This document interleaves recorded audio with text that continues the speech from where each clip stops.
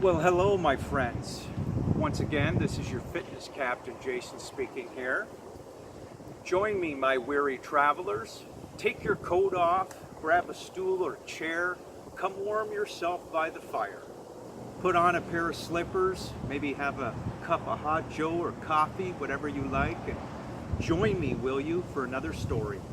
As I give you my deep research, approximation, evaluation, investigation, analysis, assessment, discussion, and breakdown, in this case, this video on the missing trillions, the breakaway civilizations, my friends.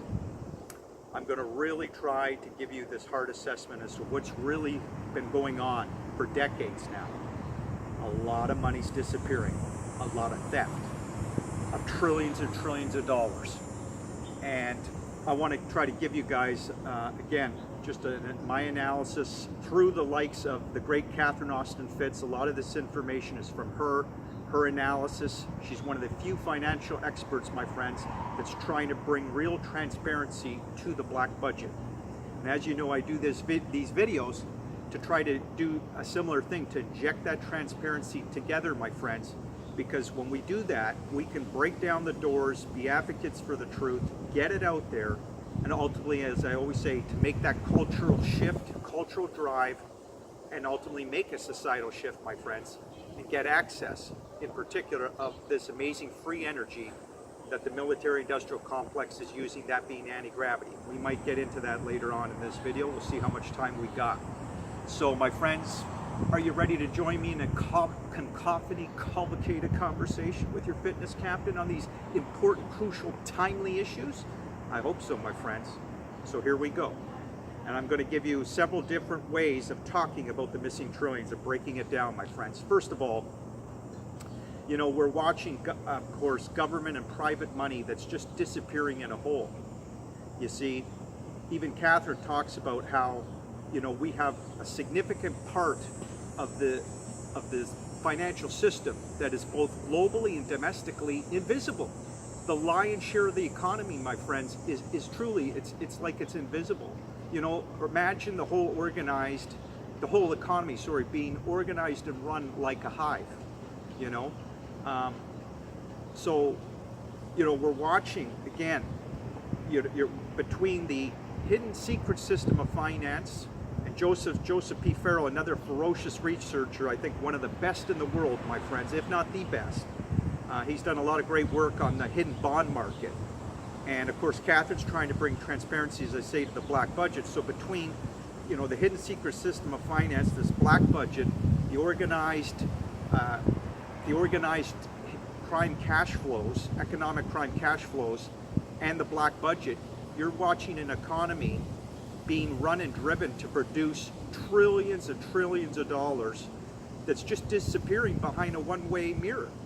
You know, I mean, it's truly incredible, my friends. And what's extraordinary is not only the amount of money that's disappearing, but the dysfunction it causes in an economy, right? Because, you know, we have a totally overt economy, overt financial system where people are just pretending this isn't happening. I mean, even my own mother, who knows a lot more about investments and pension funds than I do. I'm not a financial expert.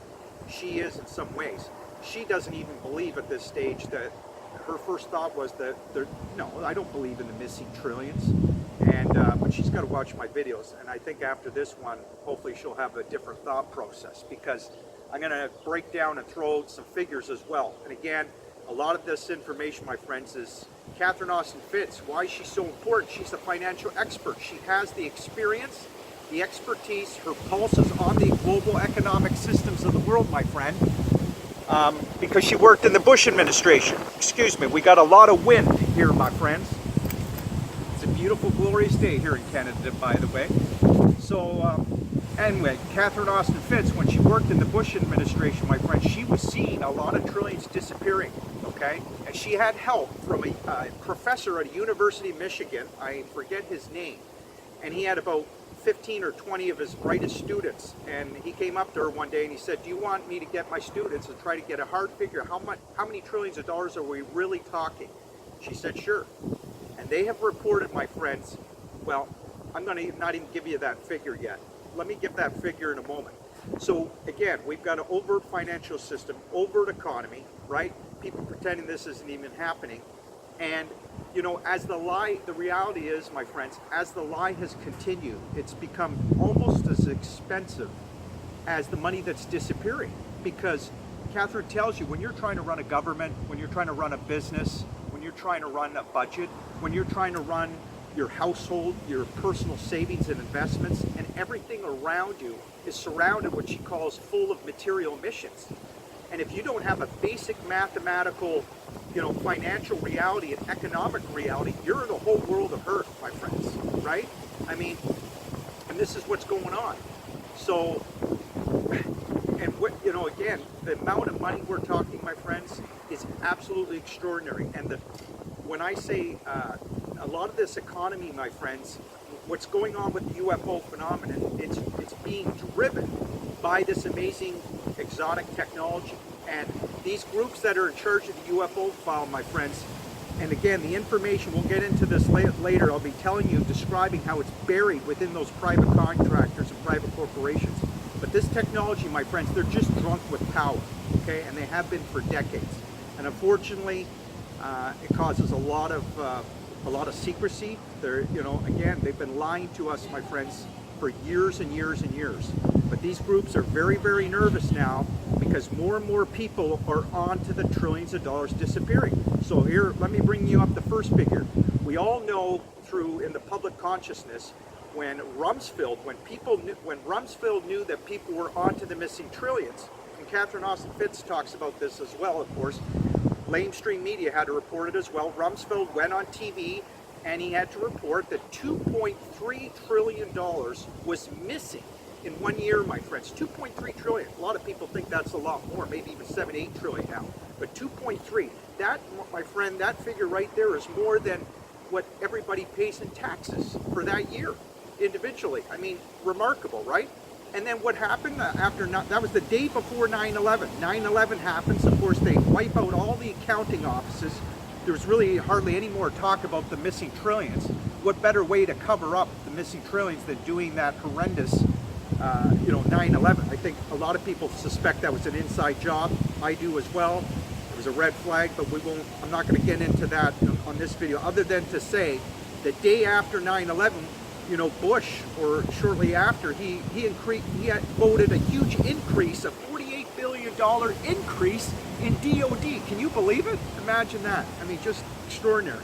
So, my friends, so there's one figure. Now, I wanted to say earlier, I was going to say that $21 trillion, Catherine Austin Fitts, and with the help of the professor, and this has been reported worldwide now, this is not just some conspiracy, this isn't guesswork, this is documented. 21 trillion with a T. 21 trillion, my friends, has gone missing since 1998, okay? And you got 11.5 trillion missing from the federal government back in the 1990s, starting in 1990. I mean, it's just, my friends, that 40 trillion, by the way, that was several years ago in interviews when Catherine Austin Fitts was talking about this, and now it's been reported worldwide. We're now up to $50 trillion, by the way. 50 trillion has been shifted out of North America. Pardon me.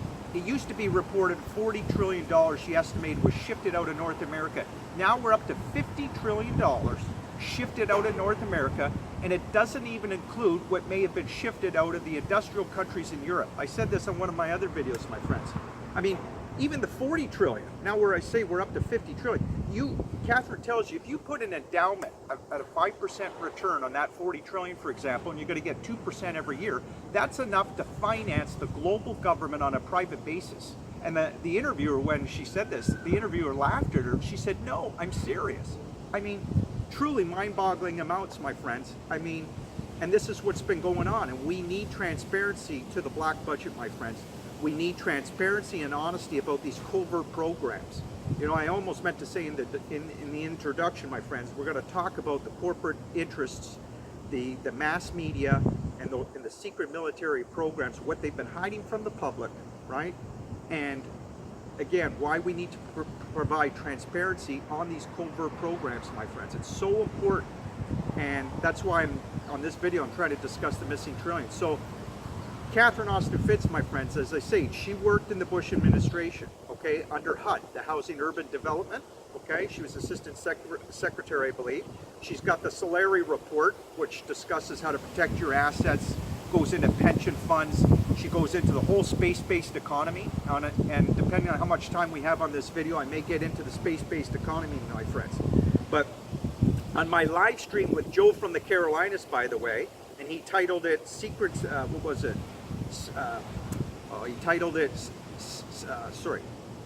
Space Program Culture is Controversial Interview, something like that, right? He invited me on the live stream, and I was very honored.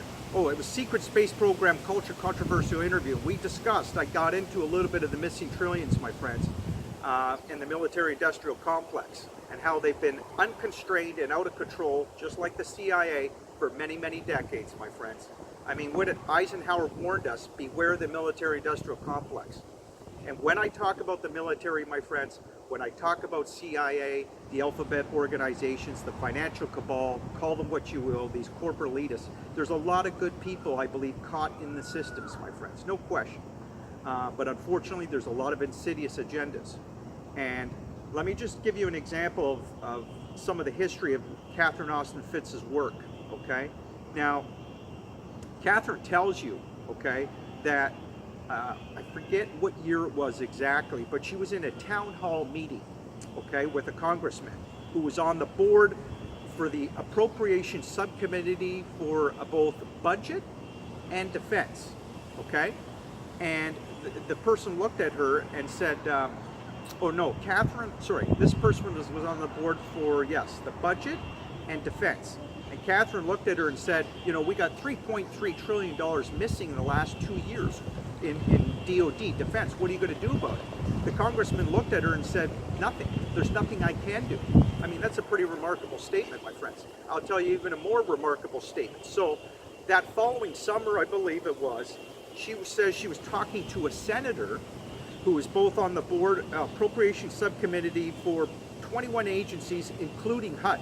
Okay? Now, a senator who's in charge of the appropriation subcommittee, my friends, is arguably higher than DOD, higher than in the highest of sort of the pecking order of government money in Washington, D.C. And this senator looks at her and tells her, do you know what's going on at HUD? And Catherine says, no, what's going on? And the senator looks at her. I'm going to stand up, my friends, for the rest of this video, I think, because I'm going to get comfortable here, my friends. I'm comfortable standing, too. But no, the senator looks at her and tells her, HUD is being run as a criminal enterprise. Now, Catherine says, really? So the senator says, yeah, and what Catherine says is that what's interesting about that is that HUD is run on a matrix structure. So you can't run HUD as a criminal enterprise unless the criminal justice, the Fed member banks, and the Treasury run it as a criminal enterprise. I mean, again, when the interviewer heard this from Catherine, the interviewer sort of said, did you just hear what she said? Did you just hear that? And Joseph P. Farrell's on a three-way conversation with her, and he's kind of laughing because it's so outrageous, my friends. I mean, and you know, in 2015, Catherine tells you we got, what, $6.5 trillion was missing in 2015. I think that was from DOD Defense. I mean, and then you got between 1995 and fiscal 2002, you had $4.5 trillion missing, okay? I mean, and it just goes on and on. That, by the way, that $40 trillion that she estimates, that includes the, of course, the pump and dump of the stock markets, the various bailouts, all that, and, you know, a whole bunch of different financial mechanisms that they use. She's estimated that how she got the 40 trillion, really from the various bailouts, the pump and dump of the stock markets, etc. And so, you know, I describe, my friends, that, you know, a lot of financial experts, and even Catherine tells you that there's an ethic in the financial world that you don't look at certain parts of the balance sheet, you know, you don't look at certain parts of the world. Catherine, back in the 90s, she was forced to look at it herself, as she tells you. I mean, she was given a couple strikes there. The CIA were trying to set her up.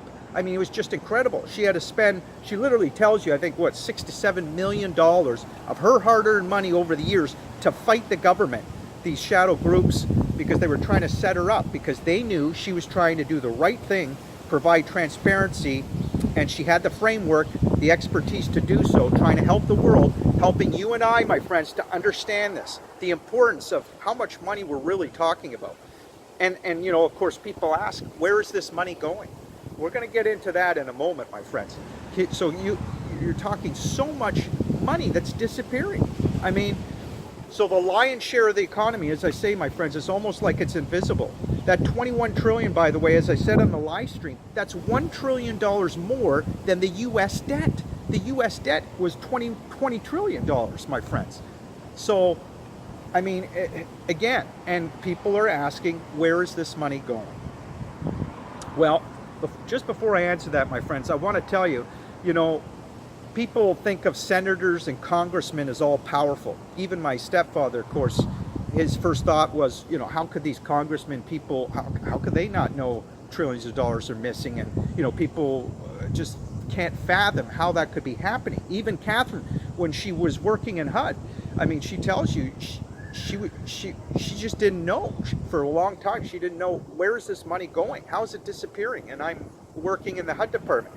And that's where I describe, my friends, the military always have their foot on their gas. And Catherine tells you, you know, she began taking car drives. Not only was she seeing money disappearing from the federal government working on the Bush administration, she would drive in communities and cities, my friends, and she could see how the government funnels money out of communities time and time again. She would go to business after business after business, like over 30 different businesses over a period of time, and every one of them pretty much, they couldn't carry their overhead. She would price it out in her head, and there was no way. There was obviously money laundering going on, as she said, and different things. So, and a lot of this goes to the military industrial complex, my friends. It's not just, it's bad enough when it's your hard-earned taxpayers' money, my friend, in the West, okay, in the United States, and it affects us Canadians as well, largely, I believe, too, when you're talking that kind of money.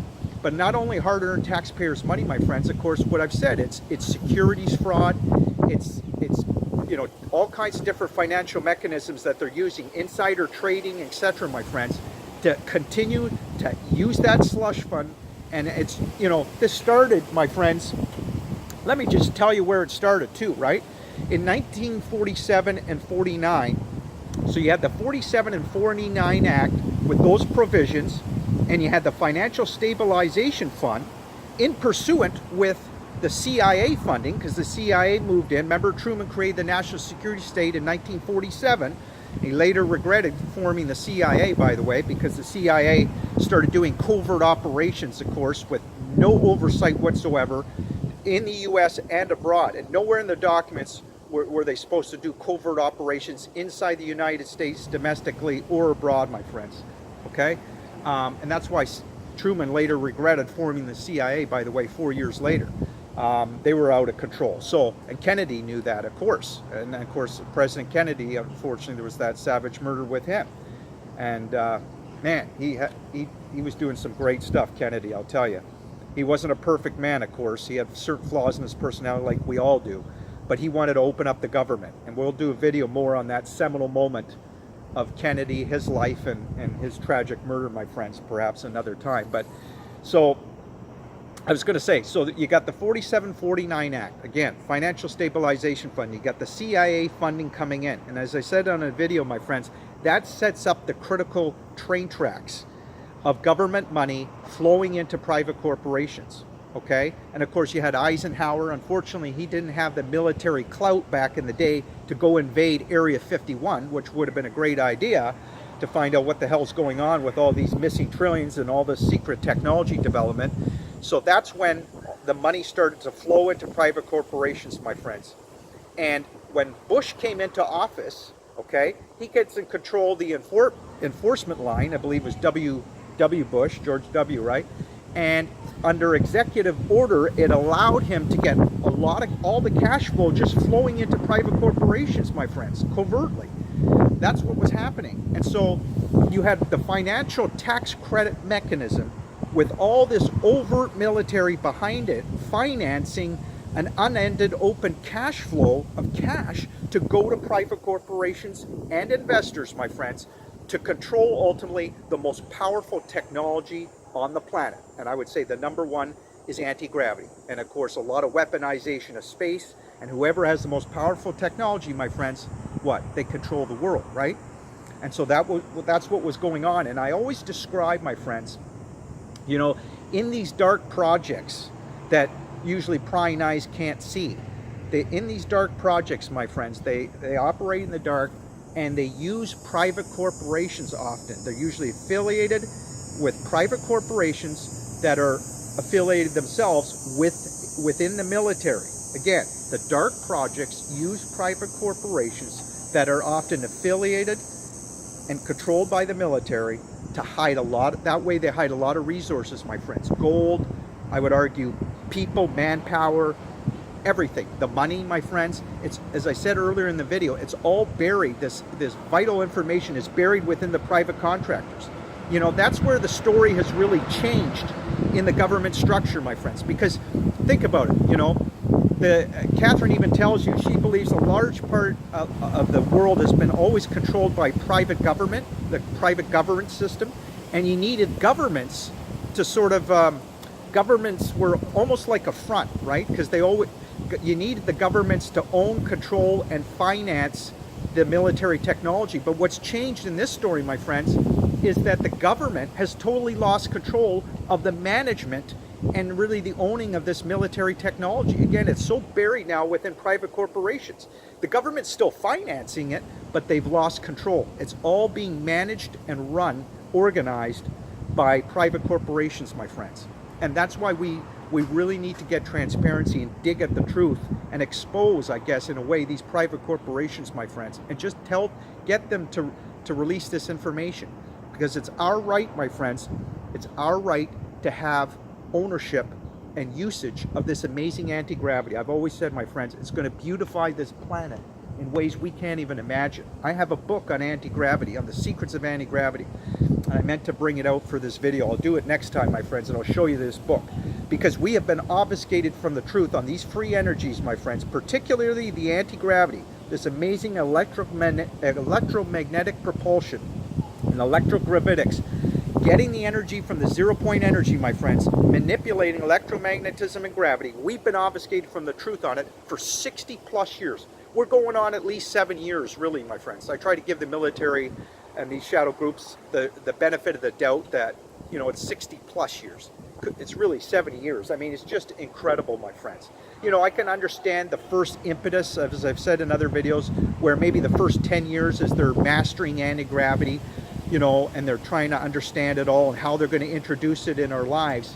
I can understand the first impetus where maybe they've got, you know, keep it under some secrecy, because I understand the governments need some secrecy. But my friends, 60 plus years, they have allowed, they could have allowed us to have it grounded in cultural control, get the laws in place, get off stinky oil and gas. I mean, this is ridiculous, my friends.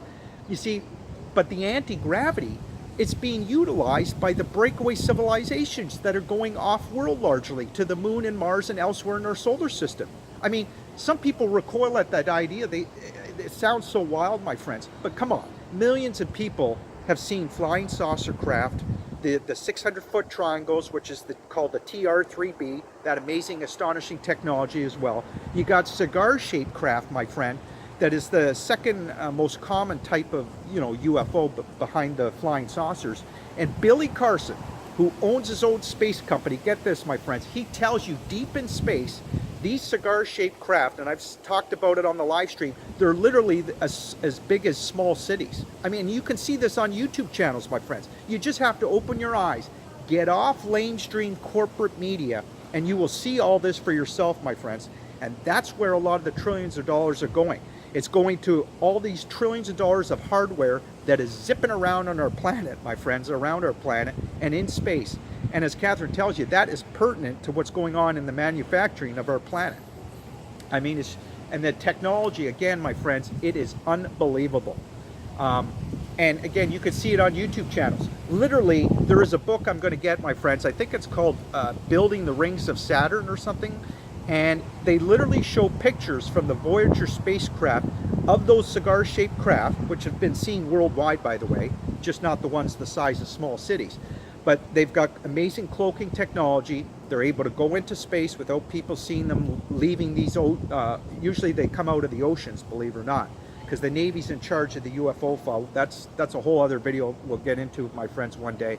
But anyway, you can see pictures of the cigar-shaped craft in the book from the Voyager spacecraft, literally in the rings of Saturn. I don't know what the hell they're doing there, but it's just unreal. And I'll show some pictures of these cigar-shaped craft one day on a video. So again, my friends, it goes back to the trillions of dollars. It's going towards the space-based economy a lot, to these breakaway civilizations.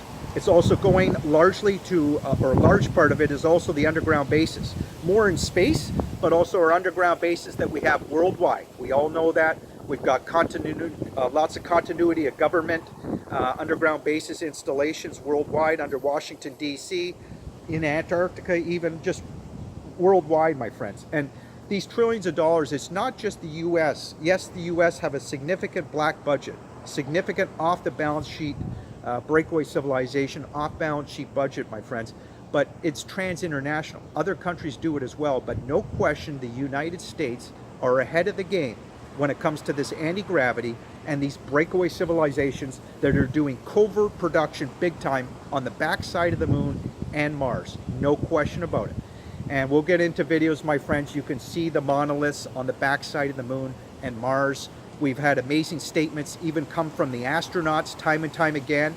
Billy Carson, my friends, get this. He tells you on a PDF file at nasa.com, they literally have an audio and documents, even though most of the document has been redacted, but they still have the statements where in the black box tapes, you literally have an astronaut saying to the other astronaut, I think it could have been Buzz Aldrin, but anyway, one of the astronauts is saying to the other astronaut, you see those concave domes over there? And the other astronaut tells him, I bet the people can't get out. I almost quoted that verbatim, my friends.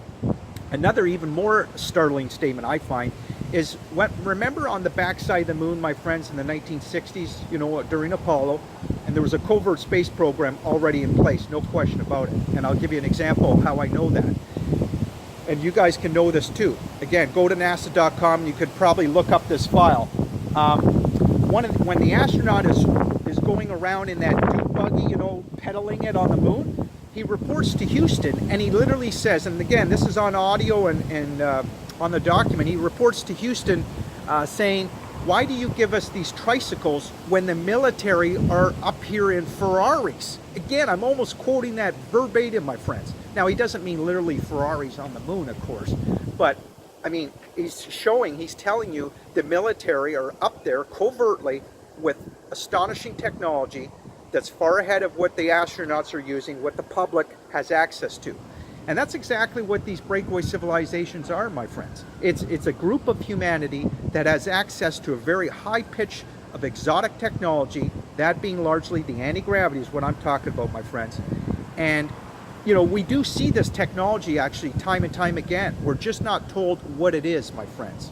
You know what I'm saying? And we deserve the right to have access ourselves to this anti-gravity, my friends, and get off stinky oil and gas.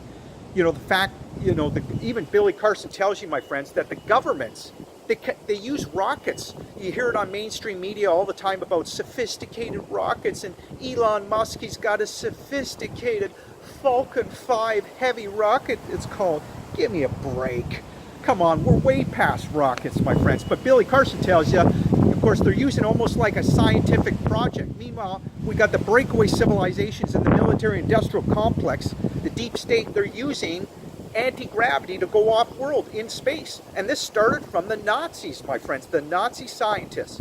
They made the breakthroughs in a primitive anti-gravity back in the 1930s. No question about it. We know this.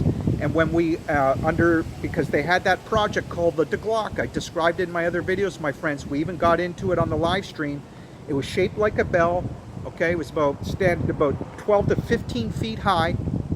We know, we got the documents on the project in 1990 with the reunification of Europe, right? When Eastern Europe had sort of a shotgun wedding with Western Europe, they were able to go into those SS installations and realize, oh yeah, the Nazi scientists certainly were working on amazing exotic stuff here. not just your regular technologies. And the Glock, the Bell, my friends, was classified, get this, more top secret than the atom bomb. Yes, my friends, the UFO technology has always been classified more top secret than the atom bomb. So that project, the Nazi scientists, they knew in Germany, my friends, that project had major ramifications for future technologies. So in 1947, remember when the US brought all those hundreds of the brightest Nazi scientists over to the United States, Russia got a few as well, but US got even more. That's when I described, my friends, you had, well, first of all, in Germany, in Nazi Germany, my friends, that was the first time I described in modern times where they were curating amazing UFO technology, my friends, and researching, developing it, okay? And then when the US got those Nazi scientists, again, you had a second time where you had like a mega Manhattan project in curating this amazing technology, the research, the development of it, the testing of it, and ultimately they've really, my friends, they've created a radical, gnarly UFO technology I described, like the 600-foot triangles, my friends, all the flying saucer craft, the cigar-shaped craft. I mean, these things, my friends, they accelerate thousands of miles an hour, even in the 1950s, my friends. By the way, if you're wondering where the breakthrough came, the timeline, if you look at publications on, the scientists were super excited about making these anti-gravity breakthroughs. They said this in newspaper articles, I believe it was in 1954. And so already the military had made the breakthroughs. I mean, anytime you've got it in publications, the military have already done it covertly. So the military did it around probably 1952, 1953 time frame. By 1954, you know, the scientists were even predicting that they knew they were going to make the breakthrough, that spacecraft would be able to accelerate all of a sudden thousands of miles an hour, turn, you know, these amazing angles, because when you can manipulate gravity, my friends, this is what the UFOs are doing. They've been seen by millions of witnesses, right? They accelerate suddenly thousands of miles an hour. They can turn 90-degree angles, 120-degree angles without decelerating. And then if you're using conventional aircraft, my friends, not only can you not turn those angles, even if you were to attempt it with conventional aircraft and accelerating the way they do, the G-forces would rip apart the pilot. We all know this, my friends. But if you can manipulate gravity the way they are, using, you know, manipulating electromagnetism and gravity, then you can do that. And that's what they're doing, my friends. Absolutely remarkable, astonishing technology, my friends. No question about it. And so in 1952 time frame, they made those anti-gravity breakthroughs. They mastered it, my friends. And it was thanks to the US scientists working with those Nazi scientists, my friends. And now we've got breakaway civilizations. And again, part of the breakaway civilizations, my friends, that was coined by, actually that phrase was coined by Richard Dolan. I don't agree with all of his work, but a large part of his work is very good. And that's a great phrase, a great term he came up with. And I've sort of run with that term, just like Joseph P. Farrell has, where again, I describe it as a group of humanity that has access to very high pitch of exotic technologies that's not usually seen in the public specter, certainly not told about. And it gives them a sort of a radically different cultural matrix by which they make decisions on how they view the world. Because think about it, my friends, it probably gives them a different cosmological viewpoint as well. Because obviously if you're going off-world, you're going to have, you know, a different understanding in a way of the universe. Go flying all over our solar systems the way they are, my friends. So it's just truly remarkable. And again, all these trillions of dollars, my friends, a large part of that is going towards the hardware, the development of these technologies, the breakaway civilizations ultimately that are doing all this covert production on the moon and Mars. And I meant to say, my friends, earlier I was saying how, you know, a lot of people think congressmen and senators are all powerful. Let's go back to the money and the breakaway civilizations again. But my friends, you've got to realize, Catherine tells you that with this hidden secret system of finance, at the parallel, you've got a secret slavery system. No question about it. The secret slavery system, my friends, is servicing and sort of managing, running the secret hidden system of finance. And that's why, you know, senators and congressmen, some of them see the trillions of dollars missing, but there's nothing they can do about it. I mean, it's again, these shadow groups, my friends, They are rebuking our power time and time again. They are rebuking our power and sovereignty. And that's why I'm doing these videos, my friends. And that's why I commend Joseph P. Farrell, the great Catherine Austin Fitts as well, even my buddy Joe from the Carolinas as well. We're trying to get our power and sovereignty back. That's what I always say, my friends. That's what I'm trying to fight for, our freedom, and try to leave even a small mark and to provide this transparency through my research and try to be intellectually honest with my work, my friends.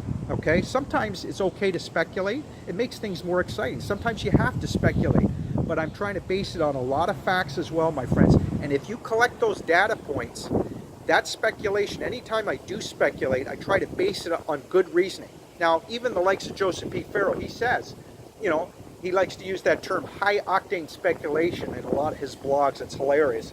But he tells you, he knows he's not always connecting the dots together correctly, but a lot of times I would argue he is, my friends.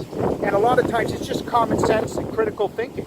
So now you know the facts of these trillions and trillions of dollars disappearing, my friends. This financial tax credit mechanism.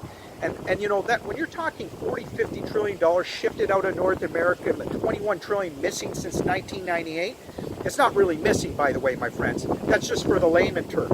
Even my mom, when I discussed about missing money, and she didn't believe it, it's really engineered out. You don't just miss trillions of dollars. But you know what I'm saying, friends. But that 21 trillion, the 40 and 50 trillion shifted out of North America now, what you're looking at as a leverage buyout of the planet, in other words, my friends, or you could say a re-engineering of the whole global governance system. I mean, it's truly remarkable. And we need to get that money back, my friends. And you know what? There are ways to do it. You know, a few years ago, there was, I guess, what was it, just 2 years ago or something, there was a push to have a Constitution convention, right, on the theory that we need to change the Constitution and have a force a balanced budget amendment.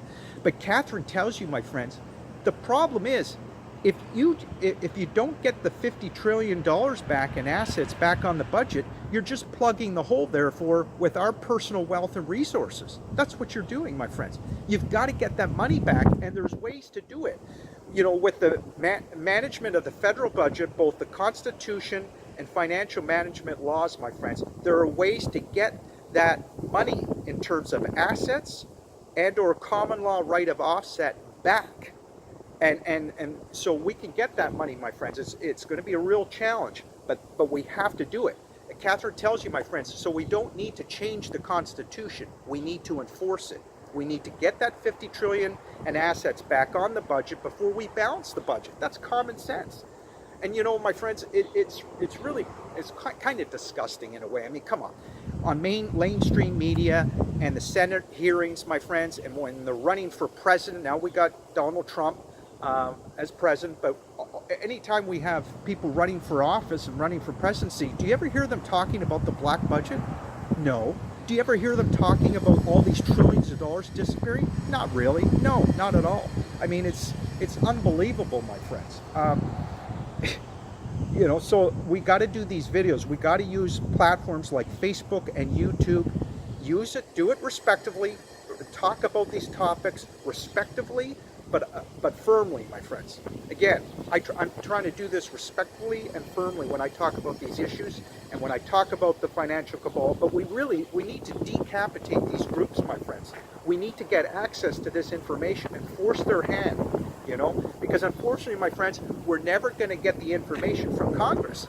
Because again, when you've got breakaway civilizations, my friends, and you've got the secret slavery system, remember, Catherine tells you, you know, they could blackmail, of course, and kill your loved ones or you. They whether it be offering personnel benefits or using electronic harassment. Catherine doesn't talk about electronic harassment, but there's certainly that. Mind control technology as well, my friends. They utilize all these different, you know, horrendous methods at times to carry out their agendas, my friends, to maintain that power. And we just need to be aware of it, my friends, and stay strong, okay? And, you know, when I talk about electronic harassment, there's an LA investigator. I listened to an interview with him. I think he was on Coast to Coast Radio. It was pretty fascinating. He's helped hundreds of people, my friends, if not thousands, that have been targeted for one reason or another from these groups. I would say, you know, you could call them the breakaway civilizations. And I'll give you two examples, my friends, two big examples. Remember the incident in Cuba during the Obama administration when he was trying to, you know, have peaceful relations with Cuba again, with the United States and Cuba, and, you know, build businesses in Cuba and all that, start that up. Well, guess what?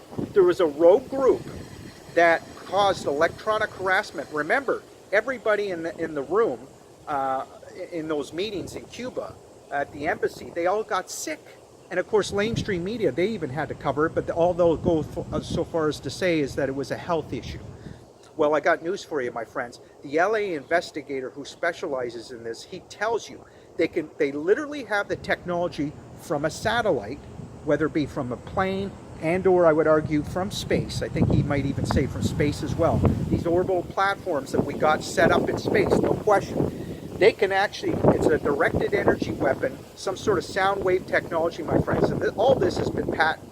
All this is covertly patented. Again, we don't have access to these patents as well. That's another way that they get their power, my friends. They've held the mainstream public hostage in a large way in these patent systems. They either buy patents out, my friends, they steal patents, and it all goes to the classified world, these classified patents, my friends, and often the public doesn't have access to.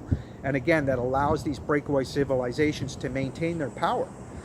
And it's not right, my friends. And so anyway, all those people in Cuba got sick and they had to go back home. And the LA investigator tells you that, you know, he believes this is within the military-industrial complex because they always want conflict to ultimately go to war, right? Kind of makes sense from their point of view, I guess. You know, it's unbelievable. And then in China, my friends, you had this exact same thing happen. Everybody, I believe, at an embassy in China, they all got sick from some sort of directed energy exotic weapon.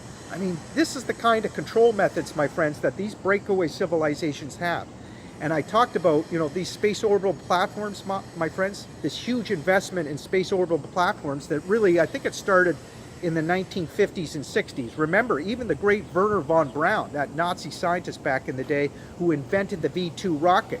And of course, you know, he did some bad things and good things in his life, but he was a Nazi scientist, Nazi guy.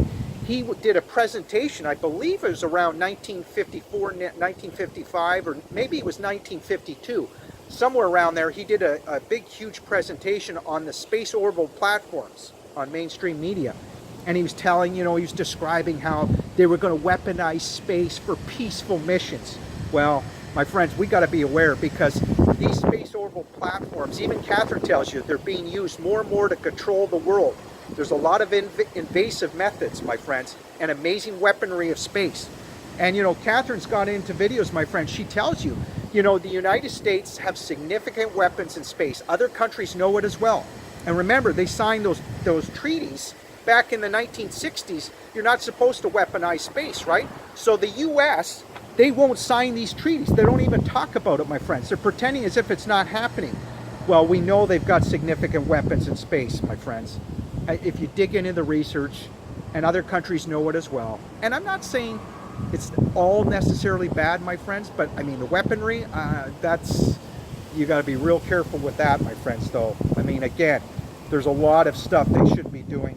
And, you know, again, United States isn't the only country that's guilty of this stuff, but they're way ahead of the game, my friends, in weaponry of space, in the amazing exotic technology. And I'll give credit to the U.S. scientists and the Nazi scientists working together to, again, create that amazing revolutionary technological progress. I always say, my friends, the UFO programs of the 1930s gave rise to the Dark Fleet. And after 1947, under Operation Paperclip, that's when revolutionary technological progress really ramped up. But unfortunately, my friends, with that, the trillions and trillions of dollars, you see, the reason we have to provide transparency to the black budget as well, my friends, and Catherine tells you, because it's put people at risk, you know, the whole economy. I mean, the whole planet is being literally financially harvested. You know, communities and households are just being harvested.